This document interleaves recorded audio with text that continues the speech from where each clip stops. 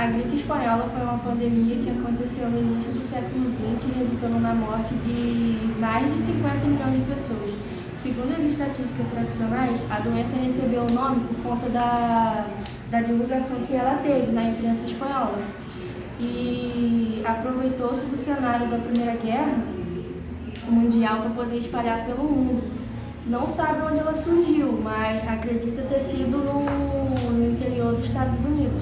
Essa doença também ela chegou no Brasil em setembro de 1918, espalhando-se por todo o país, alcançando até locais remotos. Ela promoveu grandes impactos nos maiores centros brasileiros, como São Paulo, Rio de Janeiro, infectando milhares de pessoas nele.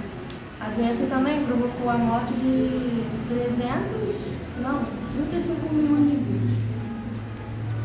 A gripe espanhola no Brasil.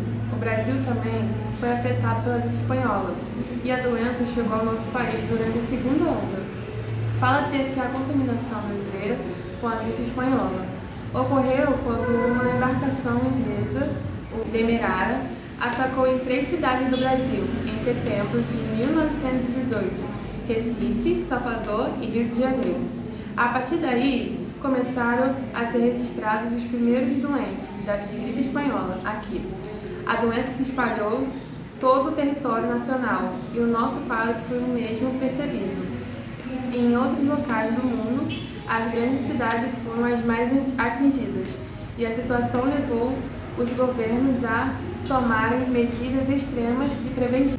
As recomendações médicas eram evitar aglomerações e etc. para que essa doença não se agravasse e aumentasse para passar para mais outras pessoas. Os sintomas eram a partir de tosse, de dor no corpo, corize, febre e essas coisas. A gente via a partir disso, quando começavam muitas pessoas a sentir esses sintomas, eles já meio que isolavam e falavam para se cuidar e etc. para não aglomerar e aumentar essa crise que estava tendo.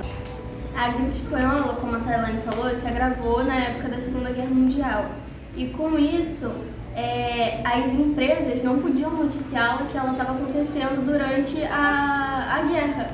Então eles escondiam e fingiam que não estavam acontecendo nada lá na guerra, sendo que estava se espalhando ainda mais por causa das pessoas, de ferimentos e bactérias, vírus, tudo ficava aberto e aí se espalhava mais. E as medidas de prevenções que tinham naquela época, porque não existiam antibióticos, não existiam remédios, então não tinha como tratar de forma certa que se trata hoje em dia caso tivesse, caso ocorresse, né?